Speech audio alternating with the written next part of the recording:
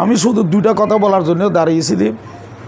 আমি Chittagong Dhaka সমিতিরও live member, Cox's Bazar Banshkhali সমিতিরও আমি live member, অগণীয় শিক্ষা প্রতিষ্ঠানের সাথে আমি জড়িত আছি এবং আপনার বাড়ির পাশে কলসুতো আমি আছি এবং হামনাদুর বজিউসরি ফাউন্ডেশন তো আছি। আমি নিজেও 2-4টা প্রতিষ্ঠান করছি। কাতিরে বাংলার উচ্চ বিদ্যালয়েরও আমি বারবার সভাপতি। আমি নিজের উদ্যোগে আমি 5টা বিল্ডিং করে দিয়েছি আল্লাহদের। এখন 2400 ছাত্রছাত্রী লেখাপড়া করতে ইনশাআল্লাহ কোনো ধরনের অসুবিধা। তো যাক, এগুলি না বলে যেটার জন্য আসো সেটা বলি। রাজনীতি এটা আমার পরিচয় না, কর্মল আমার পরিচয়।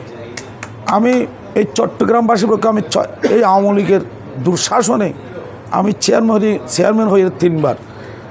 আমি চট্টগ্রামবাসীর জন্য আমি বাংলাদেশ বার আর নেপাল থেকে আমি স্বর্ণপদক নিয়ে এসেছি শ্রেষ্ঠ চেয়ারম্যান হিসেবে। আমি শাহজাহান চৌধুরী। একটা কথা শুধু আমি বলবো, আজকে আসছি ওই উদ্দেশ্যে নিয়ে। চট্টগ্রাম এই বাঁশখালী সমিতিটা অনেক পুরানো সমিতি। আমাদের অ্যাডভোকেট কপিল সাহেব ছিল, অমুক অনেকে ছিল, কিন্তু এই যে একটা আমাদের উকিল সাহেব বলছে কথাটা খুব গুরুত্বপূর্ণ কথা বলছে। মেজবান যখন হয় আপনি সমিতির সদস্যদের দেখবেন, ম্যাক্সিমাম 60%। মেজবান যখন আপনি দিতে পারবেন না, আর সমিতির সদস্যরা থাকে না।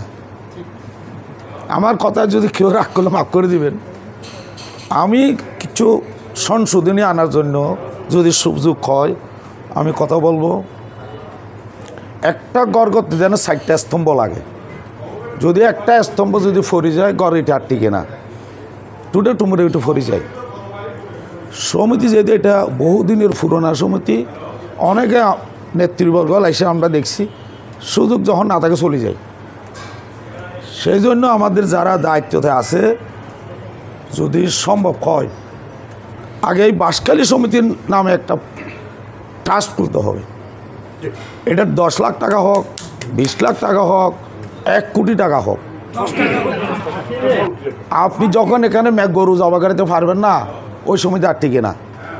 এই যে একটা মূল্যবান, আমি উকিল সাহেব যে বলছেন, এই যে গরিবের মেয়ের বিয়ে, কতনা, যেগুলি সমাজ সোশ্যাল কাজ আছে, পোলাইট কাজ করা যায় এলাকায়, ওইভাবে কাজ করার জন্য আমাদের সবাই একমত পোষণ করি। কারণ একটা ট্রাস্ট করে আপনি যদি 1 কোটি টাকা ট্রাস্টে ফেলে রাখেন, মান্থলি অনেক টাকা আসবে। তাহলে কার্যকরী পরিষদ কেউর মুখোমুখি আর হইতে হবে না। ওই টাকা থেকে মান্থলি যে টাকা বাইর হবে, ওই টাকা দিয়ে আপনি সেবামূলক কাজ করতে আপনি সক্ষম হবেন। আমাদের পদের দরকার নাই, সদস্য হলেও আমি খুশি। আমি মানা করছিলাম আমার বড় ভাইদের যখন আমাকে পদ দিয়ে আমি মাপ চাই, আমি সময় দিতে পারতেছি না। কিন্তু যদি ওই রকম মনোভাব থাকে, আগে একটু চিন্তা করে ম্যাচ বানানোর কথা পরে, আগে চিন্তা করতে একটা ট্রাস্ট যদি আপনারা ওই চেষ্টায় এগিয়ে যান, ইনশাল্লাহ আমিও আপনাদের সহযোগিতা করব একটা ট্রাস্টের জন্য। তারপর আসবে আলাদিনে আমাদের পরিষদে এই যে আমাদের একান্ত সচিব মারুফ সাহেব আসছে, এরকম অনেক, যেখানে আমাদের ডক্টর সিদ্দিক স্যার আসছে, সমাজসেবাকে এর সাথে বড় ডাক্তার আর নাই। তাহলে এর আমাদের লয়াররা আছে, এদের আমাদের ওলামা দলের দক্ষিণ জেলার সেক্রেটারি সাহেব আছে। কিন্তু সবাই যদি আমরা এগিয়ে যাই, কিন্তু ট্রাস্ট করতে আমাদের বেশি সময় লাগবে না। ওইটা যদি আগে আপনারা গুরুত্ব দেন, আমাদের মেয়র মহোদয়ের কাছে যদি যাই, ইনশাল্লাহ আমাদের ব্যাগ ফিসে আসতে হবে না, যতটুকু সময় উনি দিয়ে দিবে। আমাদের অনেক সচিব ভাইয়েরা আছে, মিনিস্ট্রিতে বসেই আছে, বিভিন্ন কর্মকাণ্ড থেকে আমরা কিছু টেনে নিয়ে আসতে সক্ষম হব। তো পরিশেষে যেহেতু সামনে যদি মিটিং হয়, আমি অসুস্থ কারণে মানে বুকে জ্বালাহুড়া করে কথা বলতে গেলে আওয়াজ বাঁচতেছে। আপনারা মিটিংয়ের আগে একটা এজেন্ডা স্বরূপ প্রত্যেকটা কার্যকরী পরিষদে পাঠিয়ে দিলে এটা মিটিংয়ের জন্য একটা সুফলতা আসবে।